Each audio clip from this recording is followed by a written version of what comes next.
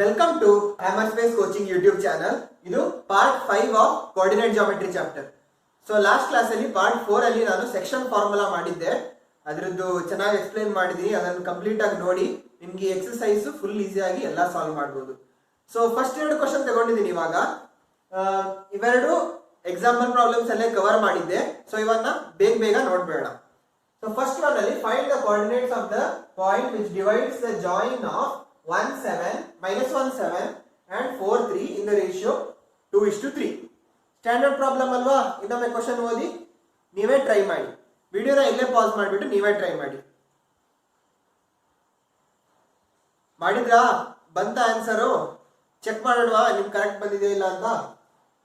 So ಯಾವ್ದು ಇದು x1, y1, ಇದು x2, y2, ಆಮೇಲೆ ಇದು m1 m2 ಅಲ್ವಾ?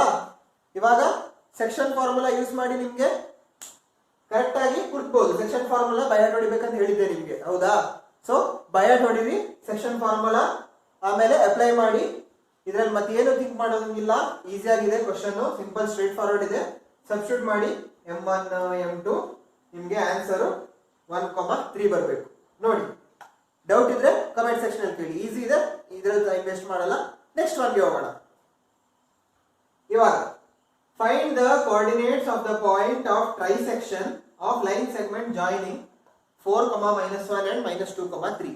ಇದು ಕೂಡ ನಾನು ಹಿಂದಿನ ವಿಡಿಯೋದಲ್ಲಿ ಒಂದು ಸಾಲ್ವ್ ಮಾಡಿದ್ದೆ. ಟ್ರೈಸೆಕ್ಷನ್ ಅಂತ ಹೇಳ್ಕೊಟ್ಟಿದ್ದೆ ಅಲ್ವಾ? ಟ್ರೈಸೆಕ್ಷನ್ ಅಂದ್ರೆ ಏನು? ಟ್ರೈಸೆಕ್ಷನ್ ಅಂದ ಕೂಡಲೇ 3 ಪಾರ್ಟ್ಸ್. 3 ಪಾರ್ಟ್ಸ್ಗೆ ಎಷ್ಟು ಪಾಯಿಂಟ್ ಬೇಕು ನೀವು ಹೇಳಿದ್ದೆ, ಒಂದು ಕಡಿಮೆ, ದಟ್ ಇಸ್ 2, 3 - 2. ಸೊ 2 ಪಾಯಿಂಟ್ಸ್ ಬೇಕು. ಸೊ ಲೈನ್ ಡ್ರಾ ಮಾಡಿ 2 ಪಾಯಿಂಟ್ಸ್ ಹಾಕಿ, ಆಮೇಲೆ ಕೋಆರ್ಡಿನೇಟ್ಸ್ ಹುಡುಕ್ಬೇಕಲ್ವಾ ಅದ್ರದ್ದು.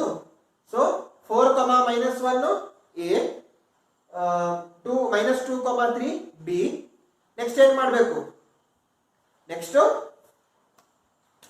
P divides AB in the ratio 1:2. ಹೌದಾ? ಕರೆಕ್ಟ್ ಅದು? ಯಾಕೆ ನೋಡಿ, ಇದು 1 ಪಾರ್ಟ್, ಇದು 2 ಪಾರ್ಟ್ಸ್ ಅಲ್ವಾ? So P divides AB in the ratio 1:2. ಆಮೇಲೆ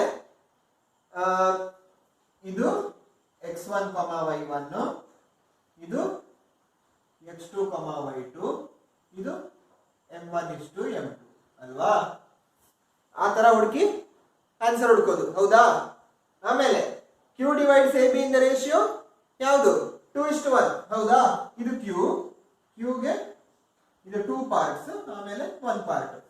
so Q divides AB in the ratio 2:1. x1, y1, x2, y2 same.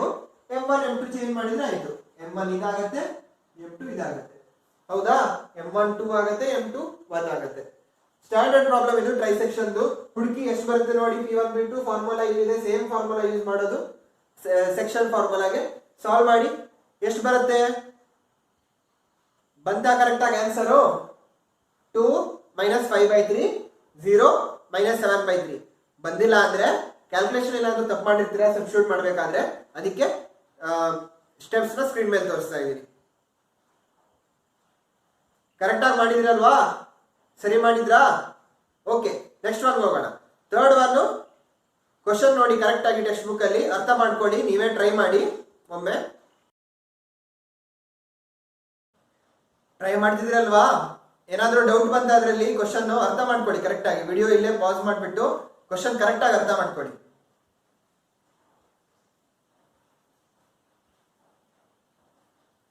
ಬಂತ ಆನ್ಸರು? ಏನೇನು ಹುಡುಕ್ಬೇಕು ಎಲ್ಲ ಗೊತ್ತಾಯ್ತಾ? ಸೊಲ್ಯೂಷನ್ ನೋಡೋಣ. ಇವಾಗ ಚೆಕ್ ಮಾಡ್ಕೊಳ್ಳಿ ನೀವು ಕರೆಕ್ಟ್ ಆಗಿ ಮಾಡಿದ್ರಲ್ಲ ಅಂತ. ಬೋರ್ಡ್ ನೋಡಿ. ಇವಾಗ ಏನಂತ ಹೇಳಿದ್ದಾರೆ? AD 100 ಫ್ಲವರ್ ಪಾಟ್ಸ್ ಇಟ್ಟಿದ್ದಾರೆ ಅಂತ ಹೇಳಿದ್ದಾರೆ 1 ಮೀಟರ್ ಡಿಸ್ಟೆನ್ಸ್ ಅಲ್ಲಿ. ಅಂದ್ರೆ ಟೋಟಲ್ AD ಎಷ್ಟಾಯ್ತು length?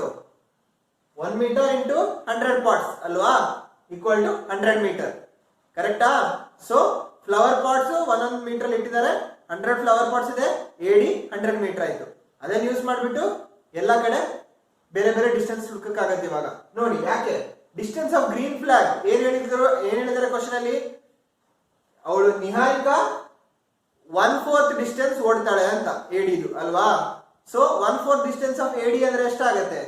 1/4 of AD is 1/4 into 100, 25 ಅಲ್ವಾ? ಮತ್ತೆ ಅವಳು ಎಲ್ಲಿ ಓಡ್ತಾಳೆ? ಸೆಕೆಂಡ್ ಲೈನ್ ಅಲ್ಲಿ ಓಡ್ತಾಳೆ ಅಲ್ವಾ? ಸೊ ನಿಮ್ಗೆ ಆ ಡಯಾಗ್ರಾಮ್ ನೋಡಿದ್ರೆ ಗೊತ್ತಾಗುತ್ತೆ ಕ್ವಶನ್ ಅಲ್ಲಿ ಕೋಆರ್ಡಿನೇಟ್ ಏನಾಗುತ್ತೆ 2,25 ಅಲ್ವಾ 2,25 2 ಎಲ್ಲಿಂದ ಬಂತು ಸೆಕೆಂಡ್ ಲೈನ್ ನೋಡ್ತಿದ್ದಾಳೆ ಅದು ಎಕ್ಸ್ ಆಕ್ಸಿಸ್ ಅಲ್ವಾ ಎಕ್ಸ್ ಕೋಆರ್ಡಿನೇಟ್ 25 ಎಲ್ಲಿಂದ ಬಂತು 1/4 ಆಫ್ 100 ಸೊ 25 ಅದೇ ತರ ಕ್ವಶನ್ ನೋಡಿ ಅರ್ಥ ಮಾಡ್ಕೊಳ್ಳಿ ಕರೆಕ್ಟ್ ಆಗಿ ರೆಡ್ ಫ್ಲಾಗ್ ಎಲ್ಲಿ ಬರುತ್ತೆ ಅಂತ ಹೇಳಿ ಹೌದು 8,20 ಯಾಕೆ 1/5 ಅಂತ ಹೇಳಿದ್ದಾರೆ 1/5 of AD so 1/5 of AD ಎಷ್ಟಾಗತ್ತೆ 1/5 of AD is 1/5 into 120 so 8,20 ಇಷ್ಟು ಕರೆಕ್ಟ್ ಆಗಿ ಬಂತಾ ನಿಮ್ಗೆ ಕೋಆರ್ಡಿನೇಟ್ಸ್ ಆಫ್ ಗ್ರೀನ್ ಫ್ಲಾಗ್ ಮತ್ತೆ ರೆಡ್ ಫ್ಲಾಗ್ ಇಲ್ಲಿಂದ ಮುಂದೆ ಹುಡುಕಕ್ಕೆ ಫಾರ್ಮುಲಾ ಇದೆ ಆರಾಮ್ಸೆ ಹುಡುಕಬಹುದು ಹೌದಾ ಡಿಸ್ಟೆನ್ಸ್ ಕೇಳಿದ್ದಾರೆ ಎರಡು ಫ್ಲಾಗ್ ಮಧ್ಯ ಡಿಸ್ಟೆನ್ಸ್ ಹೆಂಗೆ ಡಿಸ್ಟೆನ್ಸ್ ಫಾರ್ಮುಲಾ ಇಲ್ಲಿದೆ ಸಬ್ಸ್ಟಿಟ್ಯೂಟ್ ಮಾಡಿ x1 x2 y1 y2 ಅಲ್ಲ ಸಾರಿ x1 y1 x2 y2 ಯಾವ್ದಂತ ನಿಮ್ಗೆ ನೋಡಿದ ಕೂಡಲೇ ಗೊತ್ತಾಗುತ್ತೆ ಇದು x1 y1 ಇದು x2 y2 ಹೌದಲ್ವಾ ಅದನ್ನ ಸಬ್ಸ್ಟಿಟ್ಯೂಟ್ ಮಾಡ್ಕೊಳ್ಳಿ ನೀವು ಎಕ್ಸಾಮ್ ಅಲ್ಲಿ ಬರೀರಿ x1 y1 x2 y2 ಯಾವ್ದಂತ correct ಆಗಿ ಟೇಬಲ್ ಇಲ್ಲಾಂದ್ರೆ ಯಾವ್ದಾದ್ರು ಸುಮ್ಮನೆ ಹತ್ರ ಬರೆದ್ರು ಆಗುತ್ತೆ x1 y ಇದು x1 y1 ಇದು x2 y2 ಅಂತ ಇಂಡಿಕೇಟ್ ಮಾಡಿ ಎಕ್ಸಾಮ್ ಅಲ್ಲಿ ಯಾವುದು ಅಂತ ಆಮೇಲೆ ಸಬ್ಸ್ಟಿಟ್ಯೂಟ್ ಮಾಡ್ಕೊಳ್ಳಿ ಸಬ್ಸ್ಟಿಟ್ಯೂಟ್ ಮಾಡಿ ಆನ್ಸರ್ ಏನ್ ಬರುತ್ತೆ distance between red and green flag √61 metre ಬಂತಾ ಕರೆಕ್ಟ್ ತಾನೆ ಬಂದಿಲ್ಲ ಅಂದ್ರೆ ಕರೆಕ್ಟ್ ಆಗಿ ನೋಡ್ಕೊಳ್ಳಿ ಕ್ಯಾಲ್ಕುಲೇಷನ್ ಮಿಸ್ಟೇಕ್ ಮಾಡಿರ್ತೀರಾ ಬಟ್ ನೀವು ಇಷ್ಟೆಲ್ಲ ಜಾಣ ಇದ್ದೀರಾ ಮಾಡಲ್ಲ ಅಂತ ಅನ್ಕೋತೀನಿ ಸೊ √61 ಮೀಟರ್ ಆಮೇಲೆ ಬ್ಲೂ ಫ್ಲಾಗ್ ಎಲ್ಲಿ ಬ್ಲೂ ಫ್ಲಾಗ್ ಮಿಡ್ಲ್ ಇಟ್ಟಿದ್ದಾರೆ ಅಂತ ಹೇಳಿದಾರಲ್ವಾ ಗ್ರೀನ್ ಮತ್ತೆ ರೆಡ್ದು ಸೊ ಮಿಡ್ಲ್ ಅಂದ್ಕೊಳ್ಳಿ ಏನ್ ನೆನಪಾಗ್ಬೇಕು ನಿಮ್ಗೆ ಮಿಡ್ ಪಾಯಿಂಟ್ ಫಾರ್ಮುಲಾಗೆ ಫಾರ್ಮುಲಾ ಏನು ಶಾರ್ಟ್ ಫಾರ್ಮುಲಾ ಇದೆಯಲ್ವಾ ಮತ್ತೆ ನೀವು ಸೆಕ್ಷನ್ ಏನು ಹಾಕೋದು ಬೇಡ ಮಿಡ್ ಪಾಯಿಂಟ್ ಗೆ ಲಾಸ್ಟ್ ಕ್ಲಾಸ್ ಅಲ್ಲಿ ಮಾಡಿದ್ದೆ ಸಿಂಪಲ್ ಆಗಿ ಒಂದು ಫಾರ್ಮುಲಾ ಏನು x1 + x2/2 y1 + y2/2 ಹೌದಾ ಸೊ ಅದು ಹಾಕಿದ ಕೂಡಲೇ ಏನಾಗುತ್ತೆ x1 y1 x2 y2 ಗೊತ್ತು ನಿಮ್ಗೆ ಇಲ್ಲೇ ಇದೆ ಏನ್ ಬಂತು 5,22.5 ಬಂದಿದ್ಯಾ ಇದು ಕರೆಕ್ಟ್ ಮಾಡಿದ್ರ ಅಲ್ಲ ಇದೊಂದು ಅಪ್ಲಿಕೇಶನ್ ಲೆವೆಲ್ ಪ್ರಾಬ್ಲಮ್ ನೀವು ಕರೆಕ್ಟ್ ಮಾಡಿದ್ರ ಅಂದ್ರೆ ಆರಾಮ್ಸೆ 3 ಮಾರ್ಕ್ 4 ಮಾರ್ಕ್ ಸಿಗ್ಬಿಡತ್ತೆ ನಿಮ್ಗೆ ಅಲ್ವಾ ಸೊ ಇದು ಕರೆಕ್ಟ್ ಆಗಿ ಅರ್ಥ ಮಾಡ್ಕೊಳ್ಳಿ ಕ್ವಶನ್ ನ ಅರ್ಥ ಮಾಡ್ಕೊಂಡು x1 y1 x2 y2 ಮತ್ತೆ ಏನ್ ಹುಡುಕ್ಬೇಕು ಅನ್ನೋದನ್ನ ಅರ್ಥ ಮಾಡ್ಕೊಳ್ಳೋದೆ ಅದರಲ್ಲಿ ಮೇನ್ ಒಮ್ಮೆ ಅರ್ಥ ಮಾಡ್ಕೊಂಡ್ರೆ ಈಸಿಯಾಗಿ ಫಾರ್ಮುಲಾ ಹಾಕ್ಬಿಟ್ಟು ಹುಡುಕ್ಬೋದು ಅಲ್ವಾ ಫಾರ್ಮುಲಾ ಮರಿಬೇಡಿ ಗೊತ್ತಾಯ್ತಾ ನೆಕ್ಸ್ಟ್ ಒನ್ ನೋಡೋಣ fourth one which ratio the line segment -3, 10 and -6, -8 is divided by -1, 6 ಅಲ್ವಾ ಸೊ ಫಸ್ಟ್ ಏನ್ ಮಾಡೋದು ಕ್ವಶನ್ ನ ಅರ್ಥ ಮಾಡ್ಕೊಳ್ಳಿ ಲೈನ್ ನ ಡ್ರಾ ಮಾಡಿ ಸಿಂಪಲ್ ಆಗಿ ಒಂದು ಲೈನ್ ಡ್ರಾ ಮಾಡಿದೀನಿ ಆಮೇಲೆ ಯಾವುದು x1 y1 x2 y2 a3 10 b 6 -8 ಆಮೇಲೆ line segment is divided by -1, 6 ಅಂದ್ರೆ ಏನಾಯ್ತು -1, 6 ಆ ಲೈನ್ ಮೇಲೆ ಇದೆ ಅಂತ ಆಯ್ತಲ್ವಾ ಅವಾಗಷ್ಟೇ ಡಿವೈಡ್ ಆಗುತ್ತೆ ಕರೆಕ್ಟಾ ಸೊ ಎಲ್ಲೋ ಒಂದ್ ಕಡೆ ಸುಮ್ಮನೆ p ಅಂತ ಬರೆದು -1, 6 ಅಂತ ಬರ್ದೀನಿ ಇಷ್ಟು ಗೊತ್ತಾಯ್ತಲ್ವಾ ನಿಮ್ಗೆ ಇವಾಗ ನೀವೇ ಥಿಂಕ್ ಮಾಡಿ ಯಾವ ತರ ಸಾಲ್ವ್ ಮಾಡಬಹುದು ಈ ಪ್ರಾಬ್ಲಮ್ ನ ನೀವೇನೇನ್ ಕಲ್ತಿದ್ದೀರಾ ಇವಾಗ ಡಿಸ್ಟೆನ್ಸ್ ಫಾರ್ಮುಲಾ ಕಲ್ತಿದ್ದೀರಾ ಸೆಕ್ಷನ್ ಫಾರ್ಮುಲಾ ಕಲ್ತಿದ್ದೀರಾ ಎರಡೂ ಕಲ್ತಿದ್ದೀರಾ ಈ ಪ್ರಾಬ್ಲಮ್ ನೋಡಿ ನಿಮ್ಗೆ ಏನ್ ಅನ್ಸುತ್ತೆ ಯಾವ ಫಾರ್ಮುಲಾ ಯೂಸ್ ಮಾಡಬಹುದು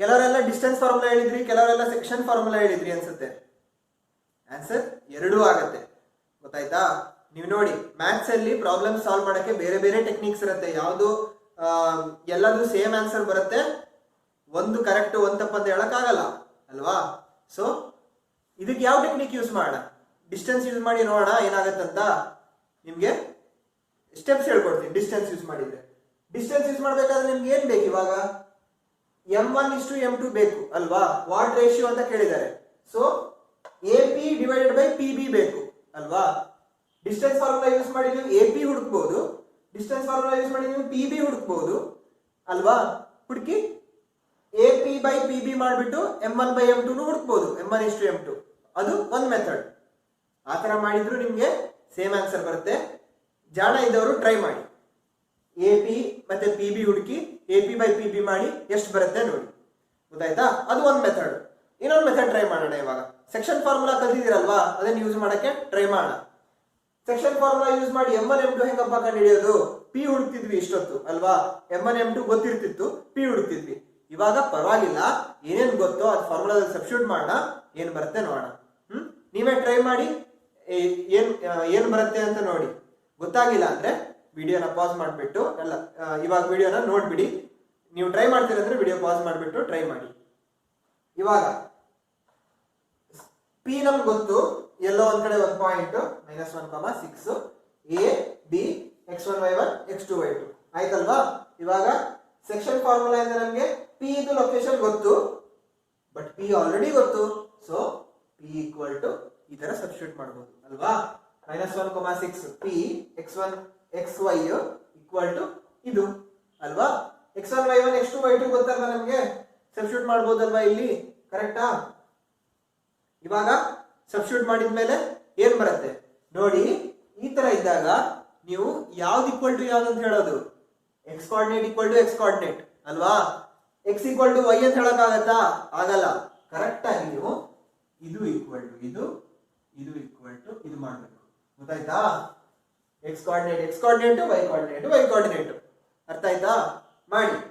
-1 ಈಕ್ವಲ್ ಟು ಇದು, 6 ಈಕ್ವಲ್ ಟು ಇದು. ನೀವು ಎರಡೂ ಸಾಲ್ವ್ ಮಾಡಿದ್ರೆ ನೀಟಾಗಿ ಲೀನಿಯರ್ ಇಕ್ವೇಶನ್ ಆಗ್ಬಿಟ್ಟು ನಿಮ್ಗೆ M1 by M2 2/7 ಬರುತ್ತೆ. ಎಕ್ಸ್ ಕೋಆರ್ಡಿನೇಟ್ ಮಾಡಿದ್ರೆ ಫಸ್ಟ್ ಎಕ್ಸ್ ಕೋಆರ್ಡಿನೇಟ್ ಮಾಡ್ತೀರಲ್ವಾ, ಇವತ್ತು ನೋಡಿದ್ರೆ ನೋಡಿ ಎಕ್ಸ್ ಇದೆ, ಎಕ್ಸ್ ಟ್ರೈ ಮಾಡ್ತೀರಾ. ಎಕ್ಸ್ ಟ್ರೈ ಮಾಡ್ಬಿಟ್ಟು ನಿಮ್ಗೆ ಎಷ್ಟು ಬಂತು ನೋಡಿ, 2/7 ಬರುತ್ತೆ.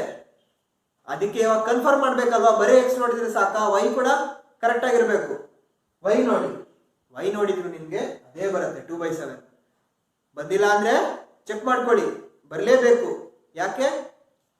ಎರಡು x coordinate y coordinate correct ಆಗಿದ್ರೆ ಅಷ್ಟೇ ನಿಮಗೆ ರೇಷಿಯೋ ಕರೆಕ್ಟ್ ಆಗಿ ಸಿಗೋದು. ಅದಕ್ಕೆ ಇಲ್ಲೂ ನಿಮ್ಗೆ ಒಂದೇ ಆನ್ಸರ್ ಬರಬೇಕು, ಇಲ್ಲೂ ನಿಮ್ಗೆ ಒಂದೇ ಆನ್ಸರ್ ಬರಬೇಕು, ಅದು 2/7. So M1 is to M2 equal to 2/7. ನೋಡಿ ಕರೆಕ್ಟ್ ಆಗಿ ನೋಡಿ. -1 equal to 6 M1 -3 M2, M1 plus M2 ಈ ಕಡೆ ಬರುತ್ತೆ, -1 -M2 ಆಗುತ್ತೆ. ನೀಟಾಗಿ ಸಾಲ್ವ್ ಮಾಡಿ 2/7 ಬರುತ್ತೆ. ಇಲ್ಲೂ 4/14 ಆಗ್ಬಿಟ್ಟು 2/7 ಆಗ್ಬಿಡುತ್ತೆ. ಸೊ ಆನ್ಸರ್ ಏನು? Point P divides AB in the ratio 2:7. So ಇವಾಗ ಯಾವ್ಯಾವ ಟೆಕ್ನಿಕ್ಸ್ ಬಗ್ಗೆ ಹೇಳಿದೆ? ಡಿಸ್ಟೆನ್ಸ್ ಫಾರ್ಮುಲಾ ಯೂಸ್ ಮಾಡಿನೂ ಸಾಲ್ವ್ ಮಾಡ್ಬೋದಿತ್ತು, ಇದೇ ಆನ್ಸರ್ ಬರುತ್ತೆ. ಟ್ರೈ ಮಾಡಿ. ಕೆಲವರೆಲ್ಲ ಟಾಪರ್ಸ್ ಟ್ರೈ ಮಾಡಿರ್ತಾರೆ, ಅವ್ರಿಗೆ ಸೇಮ್ ಬಂದಿರುತ್ತೆ. ಸೊ 2:7 2:7 ಗೊತ್ತಾಯ್ತಲ್ವಾ?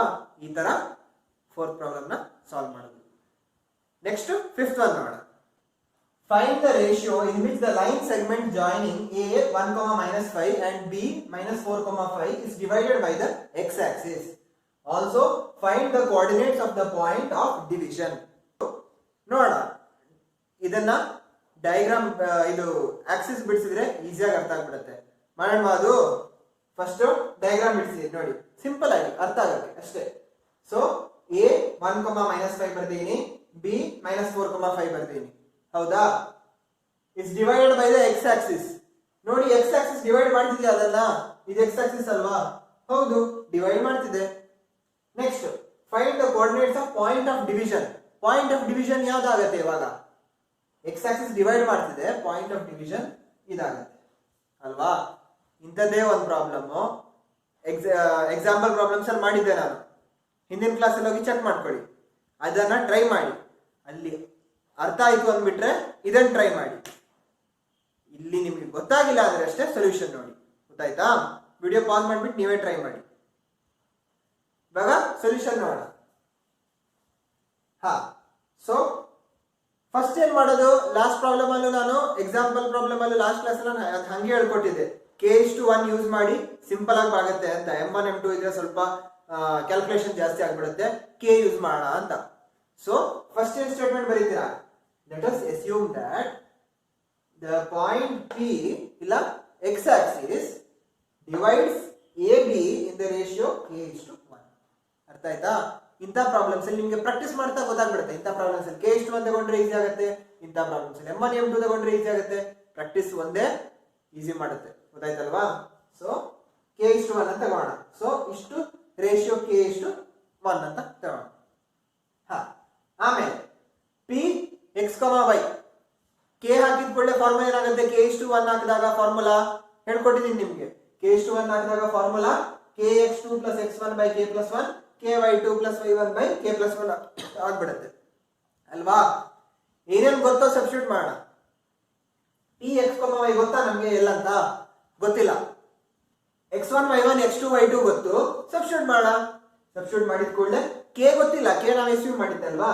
ಸಬ್ಸ್ಟಿಟ್ಯೂಟ್ ಮಾಡಿದ ಕೂಡಲೇ ಈ ತರ ಬಂದ್ಬಿಡುತ್ತೆ. ಇಷ್ಟವರೆಗೆ ಬಂದಿದ್ಯಾ ನಿಮ್ಗೆ? ಇಷ್ಟವರೆಗೆ ಬಂದ್ಬಿಟ್ಟು ಇನ್ನೇನ್ ಮಾಡ್ಬೇಕು ಅಂತ ಗೊತ್ತಾಗಿಲ್ಲ ಅಂದ್ರೆ ಇಲ್ಲೇ ಇರೋ ಟ್ರಿಕ್. ಎಕ್ಸ್ ಆಕ್ಸಿಸ್ ಮೇಲೆ ಪಿ ಇದೆ ಅಂದ್ಕೊಳ್ಳೆ ಏನಾಗುತ್ತೆ, when p is on x axis y coordinate equal to 0. ನಿಮ್ಗೆ ಫಸ್ಟ್ ಕ್ಲಾಸ್ ಅಲ್ಲಿ ಹೇಳ್ಕೊಟ್ಟಿದೆ ಕೋಆರ್ಡಿನೇಟ್ ಜಾಮೆಟ್ರಿ ಇದು. ಎಕ್ಸ್ ಆಕ್ಸಿಸ್ ಮೇಲೆ ಇದ್ದಾಗ point y coordinate is 0, y Axis ಮೇಲೆ ಇದ್ದಾಗ x coordinate is 0. ಸೊ ಇಲ್ಲಿ point is on x axis ಅಂದ್ಕೊಳ್ಳೆ ಅದರದ್ದು y coordinate equal to 0. since p is on x axis y coordinate equal to 0. y coordinate equal to 0 ಅಂದಾಗ ಇದು y ಅಲ್ವಾ. So y 0 ಅಂದ್ಕೊಳ್ಳೆ 0 equal to ಇದು. ಗೊತ್ತಾಯ್ತಾ? Correct ಆಗಿ ನೋಡ್ಕೊಳ್ಳಿ. ನೀವು ಮತ್ತೆ ತಪ್ಪು ಮಾಡಿದ್ರೆ ಇಲ್ಲಿ x 0 ತಗೋಬಿಟ್ರೆ ಫುಲ್ ತಪ್ಪಾಗ್ಬಿಡತ್ತೆ ಪ್ರಾಬ್ಲಮ್. ಕರೆಕ್ಟ್ ಆಗಿ ನೋಡ್ಕೊಳ್ಳಿ. If point is on x axis y equal to 0. So y equal to 0 ಆಗ ಇದು 0 ಆಗುತ್ತೆ. 0 equal to ಇದು y ಅಲ್ವಾ ಇದು. ಸೊ 0 ಇದು equal to 0. ಸೊ ಇಕ್ವೇಟ್ ಮಾಡಿ k ಪ್ಲಸ್ 1 ಈ ಕಡೆ ಹೋದಾಗ ಕ್ಯಾನ್ಸಲ್ ಆಗ್ಬಿಡುತ್ತೆ. 5k minus 5 equal to 0, k equal to 5 by 5 1 ಅಲ್ವಾ. ಸೊ ಕ್ವಶನ್ ಏನು ನೋಡಿ, find the ratio in which the line divides. So ratio ಏನು? ರೇಷಿಯೋ ಇಸ್ k:1 ಅಲ್ವಾ. therefore ರೇಷಿಯೋ ಇಸ್ 1:1 ಅಲ್ವಾ. ನೀವು ಫುಲ್ ಸ್ಟೇಟ್ಮೆಂಟ್ ಬರೀರಿ ಬೇಕಿದ್ರೆ. the x axis divides ab in the ratio 1:1. ಯಾಕೆ k:1 ತಗೊಂಡಿದ್ದು, k1 ಬಂತು. ಸೊ 1:1 ಅರ್ಥ ಆಯ್ತಲ್ವಾ. ಆಮೇಲೆ find the coordinate of point of division. ಇವಾಗ ಪಾಯಿಂಟ್ ಆಫ್ ಡಿವಿಷನ್ ಪಿ ನು ಹುಡುಕ್ಬೇಕು ಅಂತ ಹೇಳಿದ್ದಾರೆ. ಪಿ ಹೆಂಗ್ ಹುಡ್ಕೋದು? ನೀವೇ ಪಿ ಇಂದನೇ ಹುಡುಕಿದ್ದು, ಬಟ್ ಎಕ್ಸ್ ಪಾರ್ಟಿ ಯೂಸ್ ಮಾಡಿರ್ಲಿಲ್ಲ ಅಲ್ವಾ. ಯಾಕೆ? ಅವಾಗ ಬರೇ y ಬೇಕಿತ್ತು. ಸೊ y equal to 0 ಆಗ್ಬಿಟ್ಟು ಇದು ಹುಡುಕಿದ್ರಿ. ಬಟ್ ಇವಾಗ ಪಾಯಿಂಟ್ ಆಫ್ ಡಿವಿಷನ್ ಬೇಕು. ಸೊ ಈ ಕಡೆನೂ ಎಷ್ಟಂತ ಹುಡುಕ್ಬೇಕು. ಬಟ್ ಈ ಕಡೆ ನಿಮ್ಗೆ ಇವಾಗ ಆಲ್ರೆಡಿ ಕೆ ವ್ಯಾಲ್ಯೂ ಗೊತ್ತು, k equal to 1 ಅಂತ ಗೊತ್ತು. ಸೊ ಇದನ್ನ ಸಬ್ಸ್ಟಿಟ್ಯೂಟ್ ಮಾಡೋಣ. pxy equal to k1 ಹಾಕಿ, ಉಳಿದೆಲ್ಲ ನಿಮ್ಗೆ ಮುಂಚೆನೆ ಗೊತ್ತಿತ್ತು. ಸೊ k1 ಹಾಕಿ 1 minus 4 1 plus 1 ಆಗುತ್ತೆ. y ನಿಮ್ಗೆ 0 ಅಂತ ಮುಂಚೆನೆ ಗೊತ್ತು. ಯಾಕೆ? ಹಂಗೆ ಹುಡುಕಿದಲ್ವಾ ನಾವು. y x axis ಮೇಲೆ ಇದೆ point. So y equal to 0. So ಈ ಕಡೆ ಹುಡ್ಕೋದೇ ಬೇಡ, ಹುಡುಕಿದ್ರು ನೀವು 0ನೇ ಬರುತ್ತೆ. ಸೊ 0 ಇದು ಸಬ್ಸ್ಟಿಟ್ಯೂಟ್ ಮಾಡ್ಕೊಳ್ಳಿ. ಏನಾಗುತ್ತೆ? -3/2 0 ಅಲ್ವಾ. So point of division is -3/2, 0. ಇಲ್ಲಿ ನಾನು ಗ್ರಾಫ್ ಡ್ರಾ ಮಾಡಿದ್ದೆ ಅಲ್ವಾ. ಈ ಗ್ರಾಫ್ ನ ನೋಡಿ ನೀವು ಕರೆಕ್ಟ್ ಆಗಿ ಎಲ್ಲಿಂದ ಕಟ್ ಆಗ್ತಿದೆ ಅಲ್ಲಿಂದನೇ ಕಟ್ ಆಗ್ತಿದೆ. ಸೊ ನೀವು ಒಂದು ಅಕ್ಯುರೇಟ್ ಆಗಿ ಒಂದು ಗ್ರಾಫ್ ಫಸ್ಟ್ ಡ್ರಾ ಮಾಡಿದ್ರೆ ನಿಮ್ಗೆ ಒಂಥರ ಆನ್ಸರ್ದು ಐಡಿಯಾ ಬಂದೇ ಬಿಡುತ್ತೆ ಅಲ್ವಾ. ಈ ಪಾಯಿಂಟ್ ನೋಡಿದ್ರೆ ಗೊತ್ತಾಗಲ್ಲ ನಿಮ್ಗೆ. ನೋಡಿ ಇದು 0, ಇದು 1 -1, ಇದು -2. ಸೊ ಇದು -1.5 ಅಲ್ವಾ. -1.5 ಬಂದಿದೆ ಅಲ್ವಾ. -3/2 ಅಂದ್ರೆ 0 y ಆಕ್ಸಿಸ್ ಮೇಲೆ ಇದೆ. ಸೊ ಕೋಆರ್ಡಿನೇಟ್ ಜಾಮೆಟ್ರಿಯಲ್ಲಿ ನಿಮ್ಗೆ ಕ್ವಶನ್ ಕನ್ಫ್ಯೂಸಿಂಗ್ ಅನಿಸ್ತಿದ್ರೆ, ನಿಮ್ಗೆ ಅರ್ಥ ಆಗ್ತಿಲ್ಲ ಅಂದ್ರೆ ಫಸ್ಟ್ ಗ್ರಾಫ್ ಡ್ರಾ ಮಾಡಿ. ಅದ್ರಲ್ಲೇ ನಿಮ್ಗೆ ಆನ್ಸರ್ ಗೊತ್ತಾಗ್ಬಿಡೋದು ಸಾಧ್ಯತೆ ಇದೆ. ಗೊತ್ತಾಯ್ತಾ? ಕೆಲವೊಮ್ಮೆ ಕರೆಕ್ಟ್ ಆಗಿ ಹೇಳಕ್ಕಾಗಲ್ಲ 1.5 1.6 1.7 ಅಂತ ಅಲ್ವಾ ಗ್ರಾಫ್ ಇಂದ. ಬಟ್ ನಿಮ್ಗೊಂಥರ ಅಂದಾಜು ಐಡಿಯಾ ಬಂದ್ಬಿಡುತ್ತೆ. ನಿಮ್ಗೆ ಆನ್ಸರ್ ಕ್ಯಾಲ್ಕುಲೇಟ್ ಮಾಡಿ ಎಷ್ಟು ಬಂದಿದೆಯೋ ಅದು ಒಂಥರ ಕರೆಕ್ಟ್ ಇಲ್ಲ ಅಂತ ಗೊತ್ತಾಗ್ಬಿಡುತ್ತೆ. ಇಲ್ಲಿ ಮಾಡ್ಬೇಕಾದ್ರೆ ನಿಮ್ಗೆ 7,0 ಬಂತಪ್ಪ, ಇಲ್ಲಿ ಡಯಾಗ್ರಾಮ್ ಅಲ್ಲಿ ಬೇರೆನೆ ಕಾಣಿಸ್ತಿದೆ, ನಿಮ್ಗೆ ಗೊತ್ತಾಗುತ್ತೆ ಅದು ಆನ್ಸರ್ ತಪ್ಪಿರ್ಬೋದು ಅಂತ. ಈ ತರ ಕರೆಕ್ಟ್ ಆಗಿ ನಿಮ್ಗೆ -3/2, 0 ಗ್ರಾಫ್ ಅಲ್ಲೂ ಕರೆಕ್ಟ್ ಆಗಿ ಅದು ಬರ್ತಿದೆ. ಸೊ ಈ ಆನ್ಸರ್ ಕರೆಕ್ಟ್ ಅಂತ ಕ್ರಾಸ್ ಚೆಕ್ ಮಾಡಿದಾಗೂ ಆಗುತ್ತೆ. ಗೊತ್ತಾಯ್ತಾ? ಸೊ ಈ ತರ 5th ಒನ್ ಸಾಲ್ವ್ ಮಾಡೋಣ. ಇದ್ರದ್ದು ಒಂದು ಎಕ್ಸಾಂಪಲ್ ಪ್ರಾಬ್ಲಮ್ ಲಾಸ್ಟ್ ವಿಡಿಯೋದಲ್ಲಿ ಇದೆ. ಸೊ ಇದರಲ್ಲಿ ಏನು ಡೌಟ್ ಇರಲ್ಲ ಅನ್ಕೋತೀನಿ. ಬಟ್ ಡೌಟ್ ಇದ್ರೆ ಕಮೆಂಟ್ ಸೆಕ್ಷನ್ ಕೇಳಿ, ಖಂಡಿತ ಅದನ್ನ ಕ್ಲಿಯರ್ ಮಾಡ್ತೀನಿ. ಈ ವಿಡಿಯೋ ನಿಮ್ಗೆ ಇಷ್ಟ ಆಯ್ತು, ಚಾನಲ್ ಇಷ್ಟ ಆಯ್ತು ಅಂದ್ಬಿಟ್ರೆ ಸಬ್ಸ್ಕ್ರೈಬ್ ಮಾಡಿ, ಮತ್ತೆ ನಿಮ್ಮ ಫ್ರೆಂಡ್ಸ್ಗೆ ಕೂಡ ಕಳಿಸಿ. ನೆಕ್ಸ್ಟ್ ವಿಡಿಯೋದಲ್ಲಿ ಕಂಟಿನ್ಯೂ ಮಾಡೋಣ ಇದೇ ಎಕ್ಸರ್ಸೈಸ್. Thank you.